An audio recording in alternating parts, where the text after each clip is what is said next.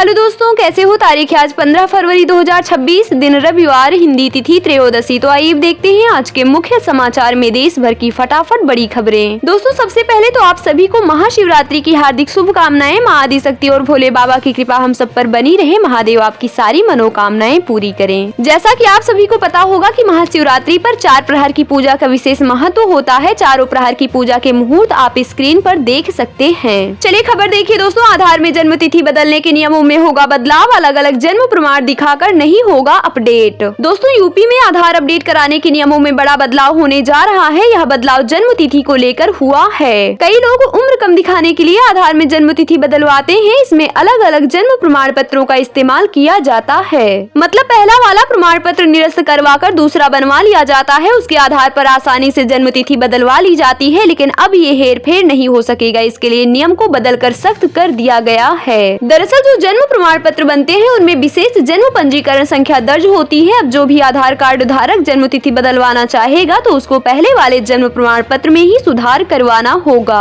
मतलब प्रमाण पत्र की जन्म पंजीकरण संख्या पहले वाली ही होनी चाहिए। अगर कोई आवेदक नई जन्म तिथि का नया प्रमाण पत्र बनवा कर लाएगा तो ये स्वीकार नहीं किया जाएगा। चलिए अगली खबर देखिए दोस्तों। मोदी वायुसेना के एयरक्राफ्ट से असम के हाईवे पर उतरे। ऐसा करने वाले पहले पीएम बोले, देश का बुरा सोचने वाले को कांग्रेस कंधे पर बैठाती है। दोस्तों, प्रधानमंत्री नरेंद्र मोदी शनिवार को असम दौरे पर पहुंचे। इस दौरान उन्होंने गुवाहाटी में कहा, कांग्रेस ने देश को खतरे में डालकर रखा था। कांग्रेस ने जब भी सेना के लिए हथियार खरीदे उसका मतलब हजारों करोड़ का घोटाला था। आपको बता दें, पीएम पहले चाबुआ एयरफील्ड पहुंचे थे। इसके बाद वे वायुसेना के C-130 एयरक्राफ्ट से डिब्रूगढ़ पहुंचे। प्लेन ने यहाँ मोरन बाईपास पर इमरजेंसी लैंडिंग फैसिलिटी पर लैंडिंग की। मोदी ऐसा करने वाले पहले प्रधानमंत्री बने। दोस्तों, आपको बता दें, पीएम मोदी का प्लेन बीते दिन सुबह करीब 10 बजे मोरन बाईपास पर बनी ELF पर उतरा। यह एयर स्ट्रिप सैन्य रणनीति के लिए अहम है।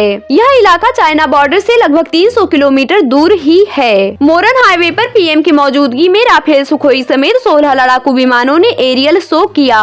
इस दौरान विमान ने हाईवे से ही लैंडिंग और टेक ऑफ करके दिखाया। डेमो 30 मिनट तक चला। पीएम ने इसके बाद ब्रह्मपुत्र नदी पर बने कुमार भास्कर वर्मन सेतु और IIM गुवाहाटी के टेम्परेरी कैंपस का उद्घाटन किया। आपको बता दें, पीएम मोदी का यह पिछले 3 महीनों में तीसरा असम दौरा है। असम में इसी साल विधानसभा चुनाव है। राज्य में 2016 से लगातार 2 बार NDA की सरकार बनी है। इससे पहले 2001 से 2016 तक कांग्रेस की सरकार थी। चलिए अगली खबर देखिए दोस्तों। किसान क्रेडिट कार्ड लोन 6 साल में चुका सकेंगे। RBI का नया ड्राफ्ट जारी। मिट्टी जाँच और जैविक खेती के लिए अलग फंड। दोस्तों, किसान क्रेडिट कार्ड यानी कि KCC का लोन 6 साल में चुकाया जा सकेगा। यही नहीं, अब पशुपालन और खेती के साथ साथ मिट्टी की जाँच और मौसम के पूर्वानुमान जैसी आधुनिक तकनीकों के लिए भी आर्थिक मदद मिलेगी। इसके लिए RBI यानी रिजर्व बैंक ऑफ इंडिया ने KCC स्कीम को और अधिक लचीला और आधुनिक बनाने के लिए संशोधित गाइडलाइंस का ड्राफ्ट जारी किया है और 6 मार्च 2026 तक लोगों से फीडबैक मांगा है। चलिए अगली खबर देखिए दोस्तों। ब्रह्मपुत्र के नीचे टनल बनेगी, ट्रेन और दूसरे वाहन चलेंगे। भारत में ऐसी सुरंग पहली बार 6 घंटे का सफर 20 मिनट में तय होगा। दोस्तों, प्रधानमंत्री नरेंद्र मोदी की अध्यक्षता में शनिवार को कैबिनेट मीटिंग में असम में ब्रह्मपुत्र नदी के नीचे देश की पहली रोड कम रेल टनल समेत 4 lane access controlled green field corridor को मंजूरी दी गई। आपको बता दें, इसकी कुल लागत 18,662 करोड़ होगी। यह भारत की पहली और दुनिया की दूसरी under water road cum rail tunnel परियोजना होगी, जिसमें एक ही सुरंग में रोड और रेल लाइन होगी। इसमें ट्रेन और गाड़ियां एक साथ चलेंगी। इसे इंजीनियरिंग, प्रोक्योरमेंट, कंस्ट्रक्शन मॉडल पर विकसित किया जाएगा। चलिए अगली खबर देखिए दोस्तों। बाराबंकी को रेलवे ने दी 2 स्पेशल ट्रेनों की सौगात। टाइमिंग भी हो गई फिक्स। दोस्तों, होली के लिए 20 फरवरी से 6 मार्च तक 2 आरक्षित स्पेशल ट्रेनें बाराबंकी में रुकेंगी। पूर्वोत्तर रेलवे के मुख्य जनसंपर्क अधिकारी पंकज कुमार सिंह ने बताया कि ट्रेन संख्या 04054 और 04060 नई दिल्ली से चलकर बाराबंकी स्टेशन पर 2 मिनट का ठहराव करेंगी। चलिए अगली खबर देखिए दोस्तों। दिल्ली, हरियाणा समेत 4 राज्यों में बिछेगा 389 किलोमीटर का नया रेल नेटवर्क। केंद्र सरकार की बड़ी सौगात। दोस्तों, प्रधानमंत्री नरेंद्र मोदी की अध्यक्षता में CCEA ने 18,509 करोड़ रुपए के 3 रेल प्रोजेक्ट्स को मंजूरी दी है। इनमें कसारा से मनमाड, दिल्ली से अंबाला और बल्लारी से होसपेटे के बीच तीसरी चौथी लाइनें शामिल हैं। ये परियोजनाएं दिल्ली, हरियाणा, महाराष्ट्र और कर्नाटक के 12 जिलों में 389 किलोमीटर नया रेल नेटवर्क जोड़ेंगी। वहीं एक और खबर देखिए दोस्तों। AC के साथ अब जनरल कोच की भी हर घंटे होगी सफाई। AI से निगरानी, गंदगी मिलने पर वेंडर पर होगा एक्शन। दोस्तों, रेल मंत्री ने रेलवे रिफॉर्म प्लान 2026 के तहत 52 हफ्तों में 52 सुधार लागू करने की घोषणा की है। शनिवार को उन्होंने बताया कि पहले चरण में ट्रेनों की साफ सफाई को प्राथमिकता दी जाएगी और इसके लिए सभी कोच में व्यापक सफाई अभियान चलाया जाएगा। पीक आवर में सफाई व्यवस्था मजबूत करने के लिए अतिरिक्त स्टाफ की तैनाती की जाएगी, साथ ही सफाई की निगरानी के लिए तकनीक का इस्तेमाल होगा।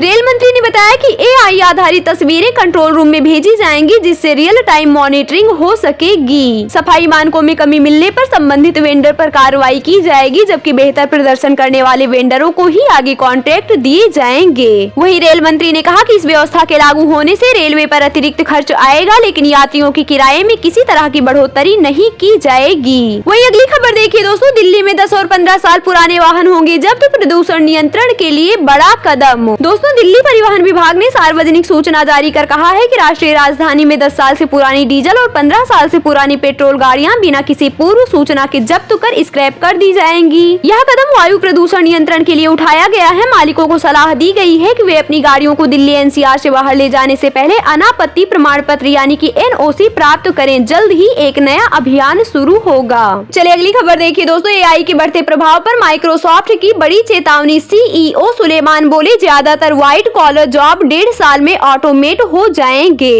दोस्तों, AI के बढ़ते प्रभाव और छटनी के बीच माइक्रोसॉफ्ट AI के CEO मुस्तफा सुलेमान ने बड़ी चेतावनी दी है। उनके मुताबिक 12 से 18 महीनों में AI दफ्तरों की ज्यादातर व्हाइट कॉलर नौकरियों की जगह ले लेगी। इसका असर सिर्फ सॉफ्टवेयर इंजीनियरों तक सीमित नहीं रहेगा, बल्कि वकील, अकाउंटेंट, प्रोजेक्ट मैनेजर और मार्केटिंग प्रोफेशनल्स भी इसकी जद में आएंगे। वहीं सुलेमान ने कहा कि कंप्यूटर पर किए जाने वाले लगभग सभी काम 1.5 साल में ऑटोमेटेड हो जाएंगे। वहीं दोस्तों, दूसरी तरफ भारत सरकार इस पर अलग राय रखती है। केंद्रीय मंत्री पीयूष गोयल का दावा है कि AI नौकरियां नहीं छीनेगा, बल्कि युवाओं के लिए नए मौके पैदा करेगा। चलिए अगली खबर देखिए दोस्तों, PM राहत योजना को मंजूरी, सड़क हादसा पीड़ितों को 1.5 लाख तक कैशलेस इलाज। दोस्तों, प्रधानमंत्री नरेंद्र मोदी ने अपने नए कार्यालय सेवा तीर्थ से पहला बड़ा फैसला लेते हुए PM road accident victims hospitalisation and assured treatment योजना को मंजूरी दी है। यह निर्णय सड़क दुर्घटनाओं में समय पर इलाज न मिलने से होने वाली मौतों को रोकने की दिशा में बड़ा कदम माना जा रहा है। आपको बता दें, PM राहत योजना के तहत सड़क हादसे में घायल व्यक्ति को 1.5 लाख रुपए तक का कैशलेस इलाज उपलब्ध कराया जाएगा।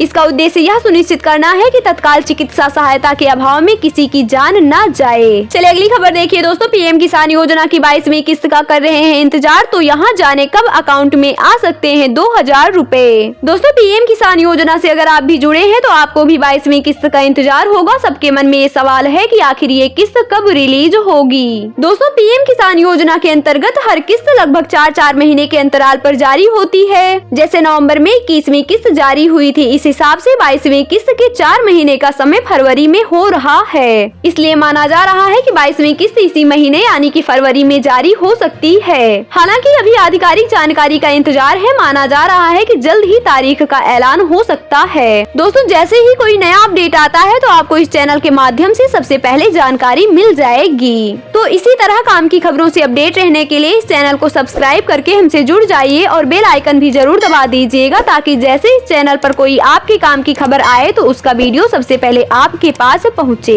चलिए अगली खबर देखिए दोस्तों, भारत में आयोजित होगा दुनिया का सबसे बड़ा AI समिट, 100 देशों को मिला निमंत्रण, लिस्ट से पाकिस्तान आउट। दोस्तों, भारत 16 से 20 फरवरी 2026 को AI इम्पैक्ट समिट की मेजबानी करेगा, जिसमें 100 से अधिक देश भाग लेंगे। यह सम्मेलन AI नीति, नवाचार, नैतिकता, सुरक्षा और वैश्विक सहयोग पर केंद्रित होगा। इसका आधार लोग, पृथ्वी और प्रगति है, जिसका उद्देश्य जिम्मेदार AI विकास को बढ़ावा देना है। आपको बता दें, इस समिट में पाकिस्तान को निमंत्रण नहीं मिला है। समिट में राष्ट्राध्यक्ष और मंत्री शामिल होंगे, जो वैश्विक चुनौतियों के समाधान में AI की भूमिका पर चर्चा करेंगे। चलिए अगली खबर देखिए दोस्तों, तारिक रहमान बोले भारत से रिश्तों में बांग्लादेश का हित जरूरी, चीन डेवलपमेंट में सहयोगी, हसीना की वापसी पर कहा कानून अपना काम करेगा। दोस्तों, बांग्लादेश आम चुनाव में जीत के बाद बांग्लादेश नेशनलिस्ट पार्टी यानी कि BNP अध्यक्ष तारिक रहमान ने शनिवार को पहली बार मीडिया से बात की। इस दौरान उन्होंने भारत बांग्लादेश रिश्तों से जुड़े सवाल पर कहा कि हम बांग्लादेश की हितों को सबसे ऊपर रखेंगे। वहीं जब उनसे पूर्व प्रधानमंत्री शेख हसीना को भारत से वापस लाने के बारे में पूछा गया तो रहमान ने कहा कि यह पूरी तरह कानूनी प्रक्रिया पर निर्भर करेगा। दोस्तों, आपको बता दें, चुनाव में जीत के बाद BNP के महासचिव हुमायूं कबीर ने कहा है कि तारिक रहमान के शपथ ग्रहण समारोह में PM नरेंद्र मोदी को बुला सकते हैं। एक इंटरव्यू में कबीर ने इस आमंत्रण को सद्भावना संदेश बताया। दोस्तों रहमान 16 या 17 फरवरी को शपथ ले सकते हैं। फिलहाल भारत सरकार की ओर से आमंत्रण के आसार पर कोई प्रतिक्रिया नहीं आई है। चलिए अगली खबर देखिए दोस्तों। हरियाणा में हर माह 10 तारीख को मिलेगी पेंशन। 70,000 बुजुर्गों की रोकी पेंशन बहाल। नवंबर की जारी की, दिसंबर की 3 दिन में। दोस्तों हरियाणा में बुढ़ापा पेंशन को लेकर चल रहे विवाद के बीच सरकार ने 2 बड़े फैसले लिए हैं। अब पेंशन जारी होने की तारीख फिक्स कर दी गई है। हर महीने 10 तारीख को पेंशन जारी होगी। दूसरा, जिन 70,000 बुजुर्गों की पेंशन होल्ड की गई थी वो बहाल कर दी गई है। वहीं परिवार पहचान पत्र के स्टेट कोऑर्डिनेटर सतीश खोला ने बताया कि नवंबर महीने की होल्ड पेंशन शनिवार को रिलीज कर दी गई। उन्होंने बताया कि दिसंबर की पेंशन का स्टेटस 2-3 दिन बाद होगा। दोस्तों आपको बता दें, पेंशन जारी करने के निर्देश के साथ सरकार ने स्पष्ट कहा है कि किसी भी स्थिति में पेंशन भुगतान नहीं रोका जाएगा। कोई मामला संदिग्ध भी हो तब तक पेंशन जारी रहेगी जब तक यह पूरी तरह साबित ना हो जाए कि लाभार्थी अपात्र है। तो चलिए दोस्तों आज का मौसम समाचार देख लेते हैं, लेकिन इससे पहले अगर आप हमारे चैनल पर नए हैं तो इस चैनल को सब्सक्राइब करके बेल आइकन जरूर दबा दीजिएगा रोजाना ऐसी काम की खबरों से अपडेट रहने के लिए। और हाँ दोस्तों, अगर वीडियो में कुछ भी अच्छा लगा हो तो प्लीज यार एक लाइक कर दीजिएगा और कमेंट बॉक्स में जय हिंद जरूर लिखिएगा। दोस्तों देश के पश्चिमी हिमालयी क्षेत्र में 13 से 16 फरवरी तक 2 वेस्टर्न डिस्टर्बेंस एक्टिव हैं। इससे अगले 2 दिन में हिमाचल प्रदेश, उत्तराखंड और जम्मू कश्मीर में पहाड़ों पर बारिश बर्फबारी के आसार हैं। वहीं मध्य प्रदेश, उत्तर प्रदेश, छत्तीसगढ़ में दिन का तापमान 30 डिग्री सेल्सियस के पार हो चुका है। बात करें मध्य प्रदेश की तो मध्य प्रदेश में 16 फरवरी के बाद बादल छा सकते हैं। वेस्टर्न डिस्टर्बेंस के असर से ऐसा होगा। वहीं छत्तीसगढ़ में मौसम पूरी तरह ड्राई बना हुआ है। ठंड का असर भी कम होता दिखाई पड़ रहा है। इस समय दिन में गर्मी और सुबह शाम हल्की ठंड का असर बना हुआ है। बात करें हरियाणा की तो हरियाणा में लगातार तापमान बढ़ रहा है। 2 दिन से अधिकतम तापमान में ठहराव देखा गया है। तापमान 25 डिग्री के आसपास बना हुआ है। वहीं दोस्तों हिमाचल प्रदेश के मैदानी इलाकों में कोहरे का येलो अलर्ट जारी किया गया है। उत्तराखंड में आज सभी जिलों में मौसम शुष्क बने रहने की संभावना है। किसी भी जिले में बारिश या बर्फबारी के आसार नहीं हैं। मौसम विभाग के अनुसार 17 फरवरी को उत्तराखंड के 5 जिलों में बारिश और बर्फबारी की संभावना है। बात करें झारखंड की तो झारखंड में मौसम का मिजाज फिलहाल साफ और शुष्क रहने वाला है, लेकिन सुबह के समय कोहरे की मौजूदगी लोगों को ठंड का एहसास कराएगी। वहीं मौसम विभाग ने अगले 2 दिनों के दौरान न्यूनतम तापमान में 2 डिग्री सेल्सियस तक गिरावट की संभावना भी जताई है। वहीं बिहार में मौसम अब धीरे धीरे सामान्य हो रहा है। फिलहाल राज्य का न्यूनतम तापमान 11 से 12 डिग्री के आसपास पहुंच गया है। बात करें राजस्थान की तो राजस्थान में सर्दी के उतार चढ़ाव के बीच अगले सप्ताह बारिश होने की संभावना है। मौसम विभाग के मुताबिक अगले सप्ताह जयपुर, बीकानेर संभाग के जिलों में कहीं कहीं बारिश हो सकती है। वहीं नए वेस्टर्न डिस्टर्बेंस का सबसे ज्यादा असर 17 और 18 फरवरी को रहेगा।